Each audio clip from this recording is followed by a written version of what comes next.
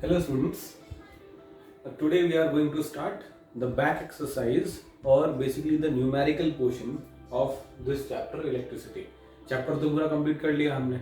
Okay, अब हमें क्या समझना है कि इसके न्यूमेरिकल्स को किस तरीके से सॉल्व किया जाए. एक्चुअली सबसे ज़्यादा प्रॉब्लम ना स्टूडेंट्स को या सबसे ज़्यादा डर जो इलेक्ट्रिसिटी से लगता है स्टूडेंट्स को, वो क्यों लगता है? क्योंकि इसमें न्यूमेरिकल्स है.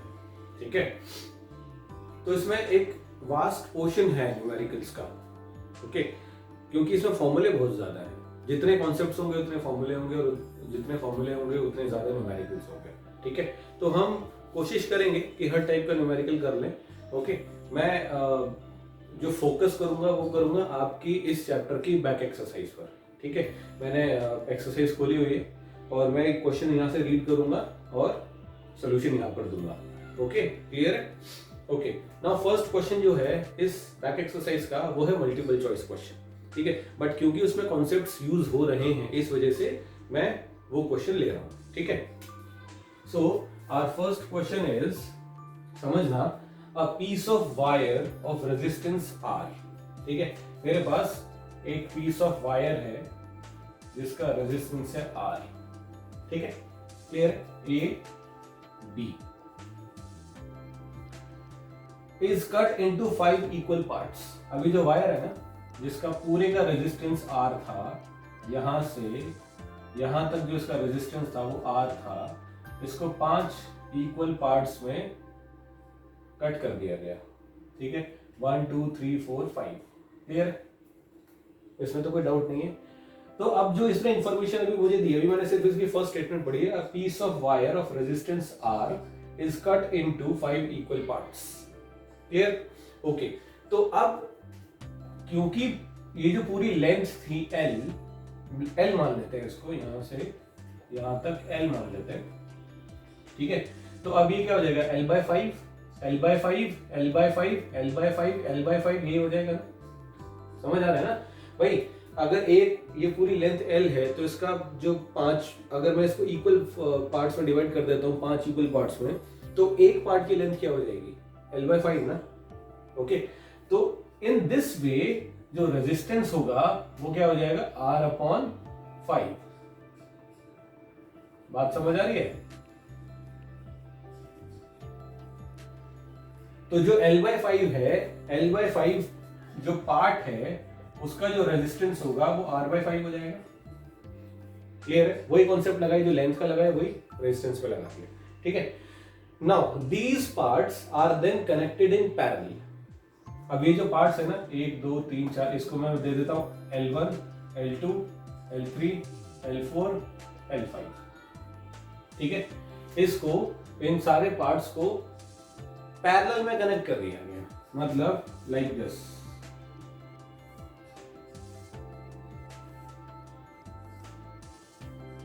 ठीक है, तो अब मैं अब सबका अपना अपना रेजिस्टेंस होगा, तो ये हो जाएगा R1 R2 R3 R4 R5. ठीक है, और सबकी जो वैल्यू है वो सेम है, इक्वल टू R/. कोई दिक्कत? बहुत सिंपल तरीके से चल रहा है. ठीक है, अब वो क्या बोलता है? If the equal resistance of the combination. अच्छा, अब हमें रेशियो निकालना है बेसिकली. क्या कि अगर जो इक्विवेलेंट रेजिस्टेंस आया है इस पूरे कॉम्बिनेशन का जो टोटल रेजिस्टेंस है वो कितना है? R'. ठीक है, तो हमें रेशियो निकालना है R/R' का. ये हमें कैलकुलेट करना है. इसका मतलब जो R पूरी लेंथ का था, इसका था, जो बेसिकली सीरीज में कनेक्टेड थे, इसका और इसका. ठीक है, इनका मुझे रेशियो कैलकुलेट करना है. क्लियर हो रही है बात? तो हमारे पास जो ऑप्शंस दिए हुए हैं वो क्या दिए हुए हैं? A is 1/25, B is 1/5, C is 5 and D is 25. Clear हुआ? अब कोशिश करते हैं, देखो कैसे. अब देखो आप, R जो है R/R'. R डैश जो है वो हमारे पास ये है, ठीक है। R क्या है, जब वो सीरीज में कनेक्टेड है, जब सीरीज में कनेक्टेड है तो टोटल रेजिस्टेंस हो जाएगा R/5 plus R/5 plus R/5 plus R/5 plus R/5, it means R। Clear हो रही है बात? तो ऊपर तो मैं R ही लिख देता हूं, ठीक है। R डैश जो है वो क्या है, जब हमने इसको पैरेलल में कनेक्ट किया, जब मैं इसको पैरेलल में कनेक्ट करूंगा तो इसका जो रेजिस्टेंस आएगा वो क्या आ जाएगा, देखो parallel is equal to 1 by R1 R2 R3 R4 and R5, ठीक है जी। अब R1 R2 R3 इन सब की वैल्यू मुझे पता है, तो क्योंकि सारे इक्वल हैं तो मैं इसको ये लिख सकता हूं P is equal to 5 into 1 upon R1। भाई जब सारे इक्वल हैं तो R1 मानो R2 मानो कुछ भी मान लो, ठीक है। अच्छा, अब R1 की जो वैल्यू है वो क्या है, R/5 है, तो मैं इसकी जगह पर R अपॉन 5 लिख सकता हूं। अब R अपॉन 5 लिखूंगा तो 5 ऊपर चला जाएगा, तो जब 5 ऊपर चला गया तो ये क्या हो जाएगा, 5/R हो जाएगा। इट मींस मेरे पास वैल्यू क्या आ गई, 25/R। कोई दिक्कत? आगे बढ़ो, ओके। नाउ अब देखो, अब मैं डायरेक्टली रेशियो लिख सकता हूं। हमें क्या निकालना था, R अपॉन R डैश, और R डैश की वैल्यू जो आई है मेरे पास क्या आई है, देखो 1/RP इज 25/R, ये ध्यान रखना। So RP is equal to R/25। Clear है भाई? जब आप इसका रेसिप्रोकल करोगे तो इस वैल्यू का भी तो रेसिप्रोकल करोगे ना, ठीक है। तो RP क्या हो जाएगा, R/25। अब मैं ये यहाँ पुट कर देता हूँ वैल्यू, क्या, R अपॉन 25। रेशियो क्या निकालना था मुझे, इसका R/R डैश का मैं रेशियो निकाल रहा हूँ, ठीक है। सॉल्व मुझे सिर्फ इतना करना है। तो 25 नीचे है तो ये ऊपर चला जाएगा, तो क्या हो जाएगा, R इंटू 25/R। R से R कैंसिल, आंसर क्या आ गया मेरा, 25, ठीक है। It means B is correct. समझ आया? ये था मल्टीपल चॉइस, लेकिन इसमें कॉन्सेप्ट यूज हो रहा था। क्लियर? तो ये इस एक्सरसाइज में या इस चैप्टर में क्वेश्चंस इस तरीके से सॉल्व होंगे। क्लियर? ओके, तो आप इसको नोट कर लो, ठीक है। Okay students, now question number 3। इसमें 3 है क्योंकि मैं सेकंड ही पढ़ा हूं, तो मैं सेकंड क्वेश्चन लिख रहा हूं। ओके, तो अब ये क्या कहता है कि एक इलेक्ट्रिक बल्ब है जो कि इतनी रेट पर चल रहा, मतलब इतना पोटेंशियल है उसका, ठीक है, और जो पावर वो कंज्यूम कर रहा है वो कर रहा है 100 वॉट। तो अगर उसका पोटेंशियल 110 वोल्ट हो जाए, ठीक है, इतने वोल्ट पर अगर उसको हमें ऑपरेट करना पड़े तो वो कितनी पावर कंज्यूम करेगा, ये हमारा क्वेश्चन है। बहुत सिंपल क्वेश्चन है कि अगर पोटेंशियल इतना है तो पावर इतनी है, अगर पोटेंशियल इतना हो जाएगा मतलब इसका हाफ हो जाएगा तो पावर कितनी हो जाएगी। बहुत सिंपल सा क्वेश्चन है, ठीक है। आपको ऑप्शन दिए हुए हैं 100 what, 75 what, 50 what and 25 what. Clear है? सम करें जरा। अब देखो, अब क्वेश्चन के अकॉर्डिंग हमारे पास जो पावर का फॉर्मूला है वो है क्या, VI, ठीक है। और अगर मैं यहाँ पर ओम्स लॉ से V की वैल्यू पुट कर देता हूँ तो क्या हो जाएगा, I²R। और अगर मैं ओम्स लॉ से यहां पर I की वैल्यू पुट कर देता हूं तो क्या हो जाएगा, V²/R। ठीक है जी। अब देखो, मेरे पास करंट है, नहीं है, पोटेंशियल है, पावर है। अब मुझे करंट कैलकुलेट करना है, मतलब अब मुझे यहां पर देखना पड़ेगा कि मैं ये फॉर्मूला लगाऊं, ये लगाऊं या फिर ये लगाऊं। क्लियर है? कोई डाउट नहीं है इसमें। अब भाई साहब यहां पर इन्होंने ऐसा कुछ नहीं कहा है कि ये सीरीज में कनेक्टेड है या पैरेलल में कनेक्टेड है, ठीक है। इसका मतलब जो सर्किट है उसके अंदर रेजिस्टेंस तो सेम ही होगा। एक वायर है, ठीक है, उसका तो रेजिस्टेंस सेम ही होगा। मतलब एक बल्ब अगर जल रहा है तो उसका रेजिस्टेंस सेम होगा ना। मैं करंट चेंज कर सकता हूँ, ठीक है, रेजिस्टेंस थोड़ी चेंज करूंगा। क्लियर है? कर सकते हैं बट करना नहीं है। तो मोस्ट ऑफ द टाइम आपको याद रखना, मोस्ट ऑफ द टाइम्स हम कौन सा फॉर्मूला यूज करेंगे, V²/R। ठीक है। तो अगर मैं ये फॉर्मूला ले लेता हूं, पावर इक्वल टू V²/R, बाकी ये क्वेश्चन इससे भी हो जाएगा, इससे भी हो जाएगा, इससे भी हो जाएगा, इससे थोड़ा शॉर्टकट है, इसलिए ये वाला यूज किया जा रहा है। ठीक है। तो अब देखो केस नंबर 1, अगर मैं ये केस ले लेता हूँ P1 और V1, ठीक है, ओके, तो पावर कितनी है 100। मुझे बेसिकली यहाँ से क्या निकालना है, यहाँ से मुझे निकालना है रेजिस्टेंस, ठीक है, तो रेजिस्टेंस को यहाँ ले आता हूँ, पावर को यहाँ ले आता हूँ, तो R is equal to V1 square by P1 हो जाएगा, ठीक है। अब R की वैल्यू तो मुझे कैलकुलेट करनी है, V1 is 220 square upon P1 is 100। Any doubt? ये केस 1 चल रहा है अभी, ये वाला चल रहा है, यहां से रेजिस्टेंस निकालेंगे, यहां पुट करेंगे, आंसर आ जाएगा, ठीक है। सो नाउ 220 का स्क्वायर क्या होगा पता नहीं है, जिसको नहीं पता वो ऐसे कर लेना, 1 2 1 2, 22 into 22 484 ओम्स, तो R कितना आ गया 484 ओम्स। क्लियर है, इसमें तो कोई डाउट नहीं है। Okay, now second case. अब अगर मैं सेकंड केस यूज करता हूं, सेकंड केस में भी यही फॉर्मूला लगेगा, ठीक है, तो ये हो जाएगा P2 is equal to V1 V2 square upon R, ठीक है, वही सेम फॉर्मूला लगा है, बट पावर P2 कैलकुलेट करना है, V2 मुझे गिवन है, R मैंने अभी कैलकुलेट किया, तो P2 is equal to V2 is 110 square upon R is 484, तो P2 कितना हो जाएगा 110 इंटू 110 अपॉन 484, ठीक है। अब इसको कैलकुलेट करना है, इसको जब आप कैलकुलेट करेंगे तो तुम्हारा आंसर क्या आएगा, PT is equal to 25 watt.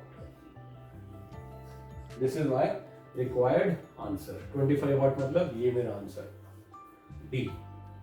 समझ आ गया? क्लियर है? कोई प्रॉब्लम? ठीक है, इसको लिख लो आप। Okay, now question number 3।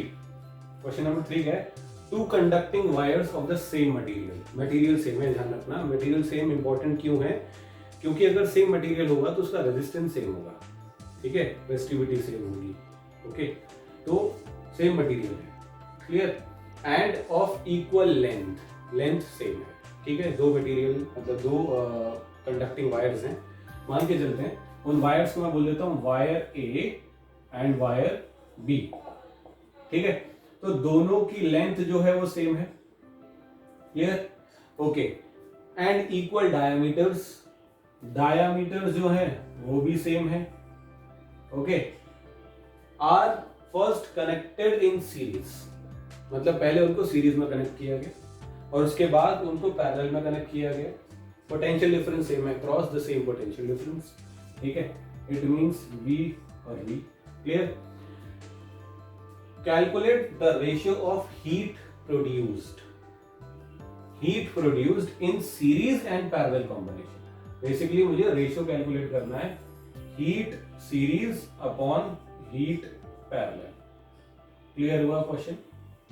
सारी चीजें इक्वल है, तो आपको बोलोगे सर सारी चीजें इक्वल है, तो आंसर तो 1:1 हो गया ना, ऑप्शन में है नहीं 1:1, नहीं, जो ट्रिक है, जो इन्होंने झोल कर दिया वो कहाँ किया है, उन्होंने क्या बोला कि इन दो को पहले सीरीज में कनेक्ट किया गया, उसके बाद इन दोनों वायर्स को पैरेलल में कनेक्ट किया गया, क्लियर है। तो ये जो भी कुछ दिया हुआ है हमारा उससे कोई लेना देना नहीं है, सब इक्वल है, सब कैंसिल आउट हो जाएगा, बचेगा क्या, बचेगा रेजिस्टेंस, तो मैं इसका रेजिस्टेंस RS बोल देता हूं और इसका RP बोल देता हूं, ठीक है, चलो, लेकिन इनिशियली क्योंकि सब कुछ इक्वल है तो R भी इक्वल ही होगा, वही रेजिस्टेंस भी तो सेम ही होगा, क्योंकि मटेरियल उसने सेम बोला हुआ, मैंने आपको सबसे पहले यही बताया, ठीक है। अब इसको सॉल्व कैसे करेंगे, WA WB, wire A wire B, A और B ले लेते हैं, काम खत्म करते हैं, A B। अब देखो जब ये A और B सीरीज में कनेक्टेड थे, जब वो सीरीज में कनेक्टेड थे तो जो टोटल रेजिस्टेंस है वो क्या हो जाएगा, R plus R, that is 2R, clear है।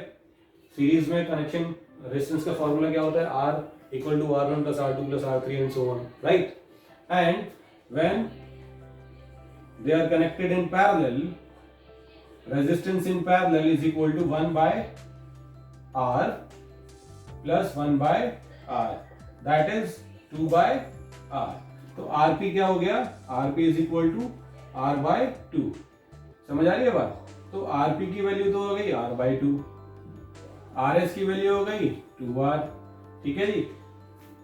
ये जो चीज है ये सारा का सारी जो वैल्यूज है ना वो चेंज कर देगी। ठीक है, अब समझते हैं कैसे। यहां तक क्लियर है? आगे बढ़े, देखें। अच्छा, हीट का फॉर्मूला क्या होता है? आई स्क्वायर आर टी, हमने देखा है Joule's law of heating, H equal to I square R T, है ना। H is equal to I square R T. Clear है? ओके, नाउ अब ये हमारे पास formula H equal to I square R T. Current का जिक्र यहां पर कहीं पर नहीं हुआ है। ठीक है, अभी जैसे मैंने आपको अभी बताया कि जब करंट का कोई जिक्र नहीं हुआ है तो हमें करंट को हटा देना है। भाई जिसके बारे में बात ही नहीं हुई है उसको मैं वो इक्वल है नहीं है कैसे बताऊंगा? ठीक है, okay. So now Ohm's law same है, आई की वैल्यू यहां पर पुट कर देता हूं तो मुझे क्या मिलेगा? V square by R square into R T. ठीक है भाई, आई की नहीं समझे, v is equal to I R है, आई की वैल्यू क्या हो जाएगी? v by R. ठीक है, और आई स्क्वायर क्या हो जाएगा? Whole square. ब्रैकेट ओपन करोगे तो v square by R square नहीं हो जाएगा? ठीक है, समझ आया? सिर्फ ये छोटा सा कॉन्सेप्ट। ओके, सो नाउ इससे ये कैंसिल हो जाएगा तो h की वैल्यू क्या आ गई? v square by R T. Clear है? अच्छा, अब देखो यहां पर मुझे क्या देखना है कि भाई साहब ये फॉर्मूला सीरीज के लिए भी यूज करना है और यही फॉर्मूला पैरेलल के लिए भी यूज करना है। ठीक है, ओके। तो अब मैं डायरेक्टली ये फॉर्मूला यूज कर रहा हूं। क्लियर? क्या फॉर्मूला यूज करना है मुझे? H equal to V square by R T, यही आया था ना? ओके, नाउ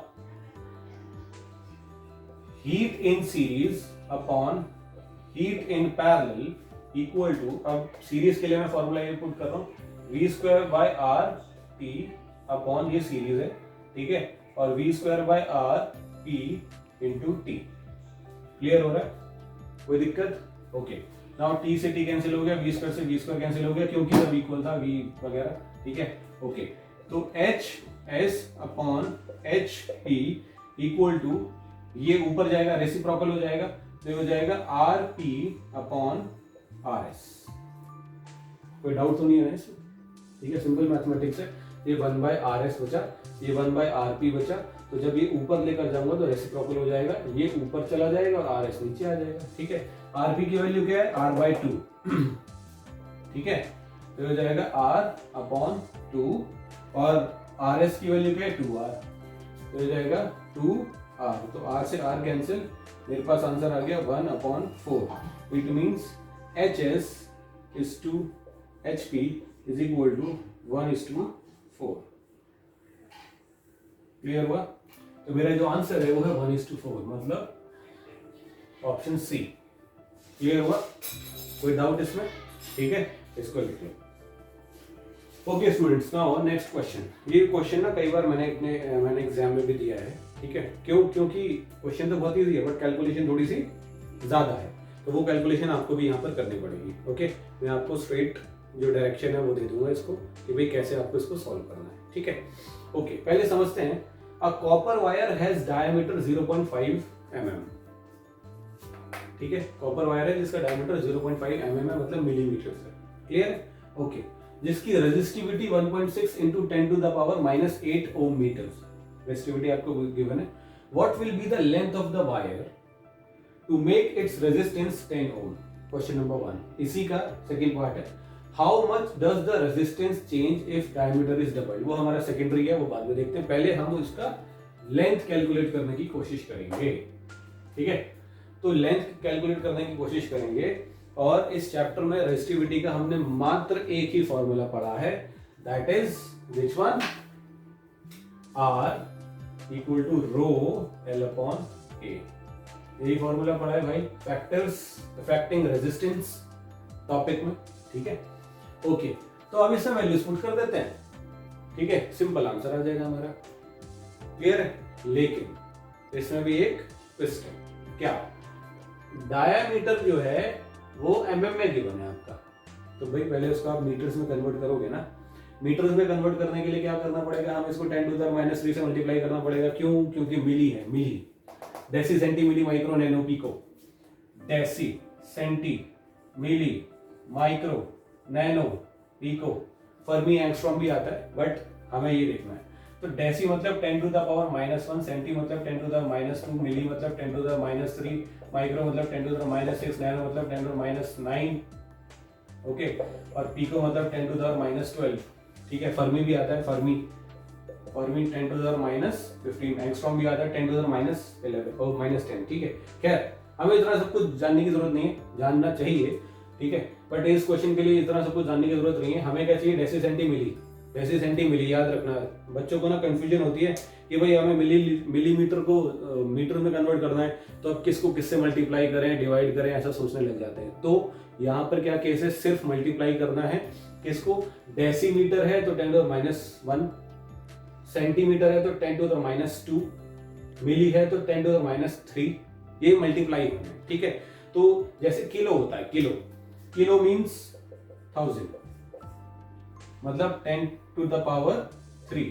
तो जैसे ये सीरीज मैंने बताई है ना आपको नेगेटिव नंबर्स की, इसी तरीके से पॉजिटिव की है, ठीक है, डेबिट इलेक्ट होगा इस तरीके से, ओके।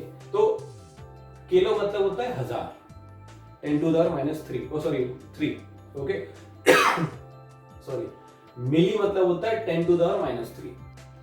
तो मैं बिना सोचे समझे इसको मैं ये मिली एम हटाकर 10 टू द पावर -3 मीटर्स लिख दूंगा, दैट्स इट, मेरा कन्वर्जन इज कंप्लीट। बात समझ आ गई। मुझे इसको मल्टीप्लाई करना है, डिवाइड करना है, 1000 से करूं, 100 से करूं, वो सब कुछ नहीं सोचना आप, क्लियर है, ये याद रखना, deci centi milli micro nano pico, okay, याद कर लो इसको, ओके। नाउ अब मुझे डायमीटर गिवन है, बट यहाँ पर एरिया है, ठीक है। और जब भी हम एरिया की बात करेंगे तो हम क्या बात करते हैं, वायर की, है ना, करंट वायर से पास कराओगे आप, तो वायर का एरिया ऑफ क्रॉस सेक्शन क्या होता है, सर्कल, दिख रहा है ना, सर्कल, क्लियर है, ओके। तो सर्कल का एरिया क्या होता है, पाई आर स्क्वायर, क्लियर। अब पाई आर स्क्वायर, अब मैं इसमें वैल्यूज पुट करता हूं, so R is 10, rho is 1.6 into 10 to the power -8 multiplied by L मुझे कैलकुलेट करना है, ठीक है, and A is pi R square, pi R इसका हाफ हो जाएगा 0.5 into 10 to the power -3 upon 2 square. बात समझ आ रही है, ये पूरा है आर, ये तो पाई आर स्क्वायर, क्लियर हुआ, एनी डाउट, ओके। इसको कर देते हैं 22/7 या 3.14, जो आपकी इच्छा वो आप इसको कर सकते हैं। तो लेंथ कैलकुलेट करनी है तो एल को यहाँ छोड़ूंगा, बाकी सबको यहाँ ट्रांसफर कर देता हूँ, ठीक है। तो अब देखो, अब क्या होगा, यहाँ 10 है multiplied by 22/7 into 0.5 into 10 to the power -3 upon 2 whole square, whole upon 1.6 into 10 to the power -8 equal to L। बात समझ आई, ये पूरा का पूरा जो था ये इधर आकर 10 के साथ मल्टीप्लाई हो गया, ये जो इधर था जो न्यूमरेटर था वो नीचे आकर डिवीजन पे चला गया, ठीक है जी। यहां तक किसी को कोई टेंशन, सब कुछ इजी चल रहा है। मैंने सिर्फ क्या किया, मैंने सिर्फ वैल्यूज पुट कर दी हैं, बस, और कुछ भी नहीं किया, ओके। अब अगर मैं इसको सॉल्व करने की कोशिश करूं, ठीक है, तो एक तरीका है, जैसे कुछ स्टूडेंट क्या करेंगे, इसका स्क्वायर करने की कोशिश करेंगे। आप इसका स्क्वायर करने की कोशिश करो, आपका टाइम ज्यादा लगेगा। तो जब भी ऐसे कोई क्वेश्चन आए ना, तो आपको स्क्वायर करने की जरूरत नहीं है, सिंपल उसको 2 बार लिख दो और बाद में ना वो अल्टीमेटली कैंसिल आउट हो जाएगा, ठीक है, ओके।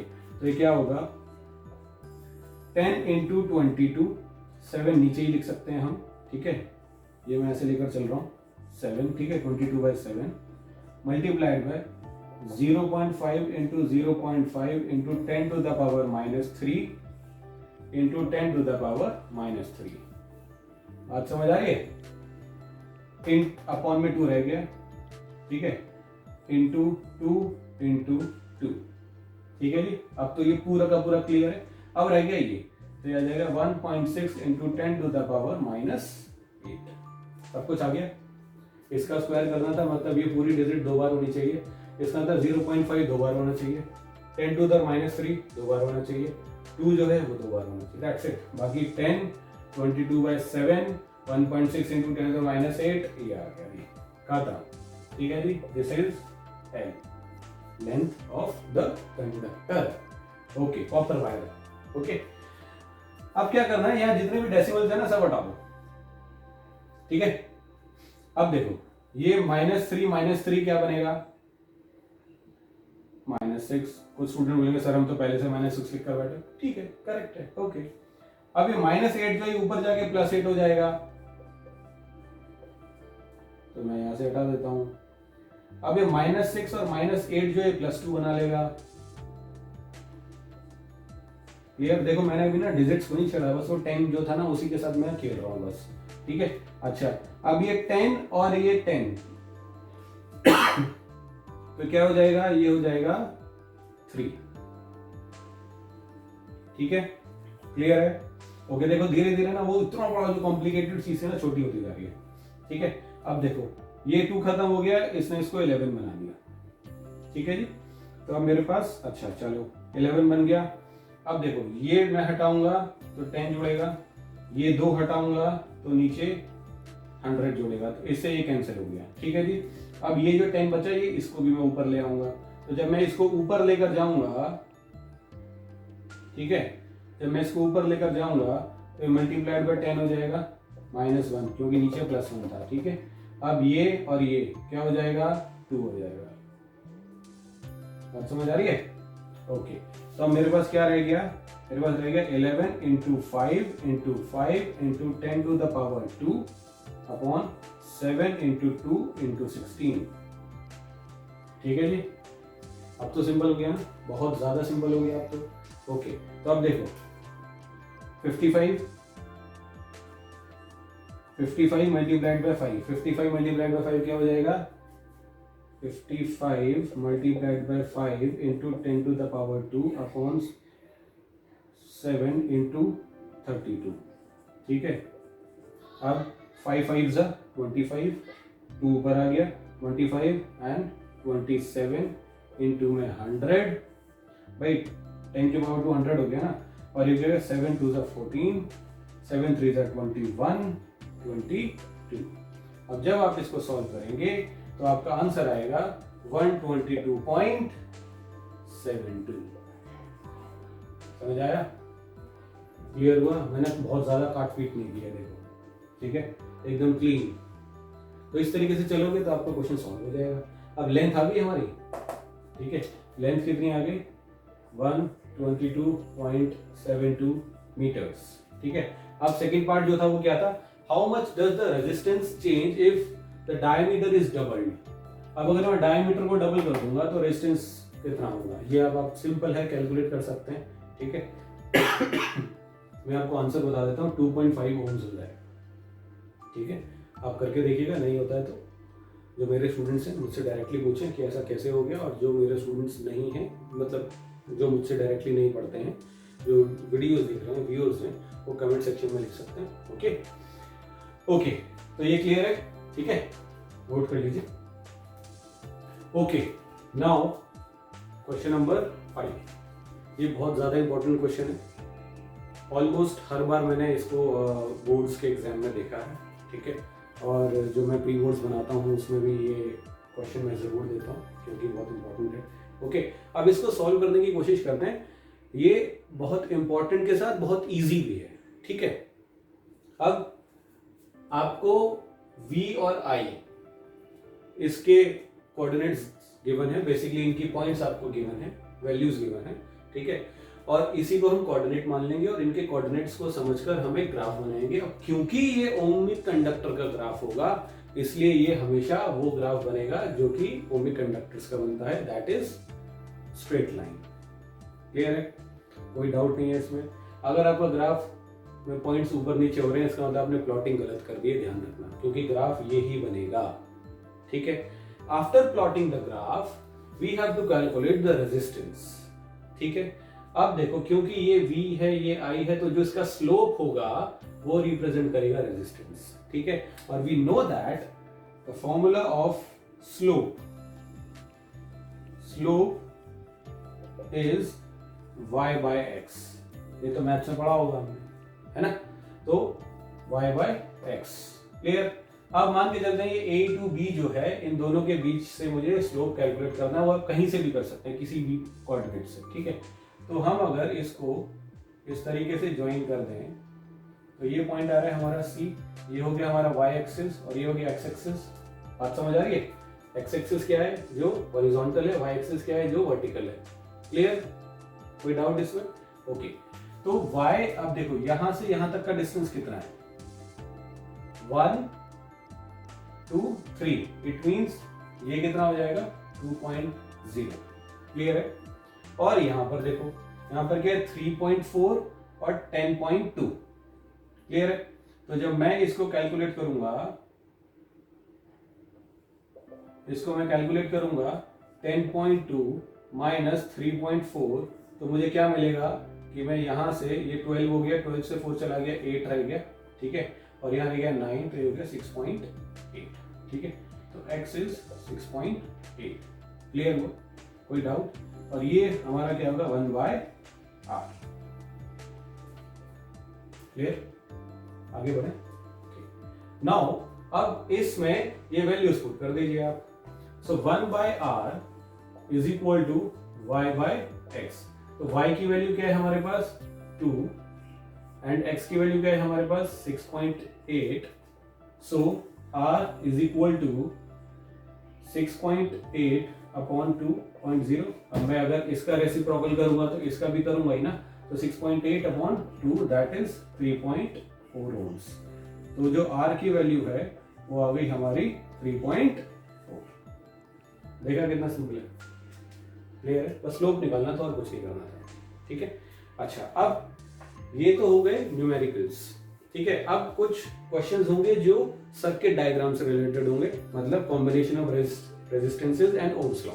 ठीक है, तो उन दोनों के लिए ये जो दो टाइप्स के जो क्वेश्चंस हैं, इसके लिए मैं एक नई अलग वीडियो बनाऊंगा, क्योंकि वो थोड़ा सा फास्ट है।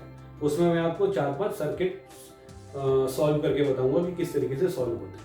ठीक है, क्लियर है? ये सब क्लियर हो गए। तो अब इसके टाइप के जो क्वेश्चन है वो आप क्या नाम है सॉल्व करने की कोशिश करो। ठीक है, और जो बाकी जो 2 टाइप बचे हैं उसके लिए थोड़ा सा आपको वेट करना पड़ेगा, नेक्स्ट वीडियो जल्दी से आने वाली है। ठीक है, क्लियर है? Okay, thank you. Okay students, तो जो अभी मैंने आपको न्यूमेरिकल्स कराए हैं इस चैप्टर के जो पूरे फॉर्मूले हैं वो मैंने एक स्लाइड पर लिख दिए हैं, और ये वो फॉर्मूले हैं। जैसे आप फर्स्ट जो फॉर्मूला है वो देखोगे तो इलेक्ट्रिक करंट का formula I is equal to Q by T. ठीक है, नेक्स्ट इज इलेक्ट्रिक पोटेंशियल और पोटेंशियल डिफरेंस, दोनों सेम चीज़ हैं। ठीक है, तो उनका बेसिकली दोनों सेम फॉर्मूला है दोनों के लिए। ठीक है, तो वो हो जाएगा V is equal to W by Q. Ohm's law V equal to IR।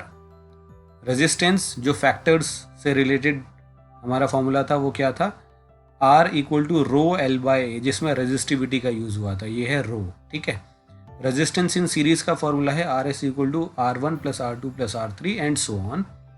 Resistance in parallel का जो फॉर्मूला है वो है 1/RP equal to 1/R1 plus 1/R2 plus 1/R3 and so on. ठीक है, इलेक्ट्रिक पावर का जो फॉर्मूला है वो है power equal to work done upon time और एनर्जी अपॉन टाइम, दोनों एक ही बात है। ठीक है, पावर का एक और फॉर्मूला है जो इससे ही डिराइव होकर आता है, that is P is equal to VI, potential into current. ठीक है, अब हीट एनर्जी का जो फॉर्मूला है वो इलेक्ट्रिक पावर से ही डिराइव होकर आता है, that is VIT, potential multiplied by current multiplied by time. ठीक है, हीट एनर्जी का एक और फॉर्मूला है, अगर इस V की जगह पर मैं IR की वैल्यू पुट कर देता हूँ तो ये आ जाता है I²RT, H equal to I²RT। ठीक है, ये कुछ बेसिक फॉर्मूले हैं जो इस चैप्टर में यूज़ हुए हैं, और जो मैंने न्यूमेरिकल्स अभी आपको कराए हैं उसमें ये फॉर्मूले यूज़ हुए हैं। ठीक है, तो ये एक स्लाइड है जिस पर मैंने सारे फॉर्मूले लिख दिए हैं, आपको कहीं इधर उधर जाने की ज़रूरत नहीं है। ठीक है, आप ये फॉर्मूले देखें, गो थ्रू करें और इन्हीं फॉर्मूले का इस्तेमाल करके बाकी न्यूमेरिकल्स सॉल्व करें। Okay students, thank you and have a nice day.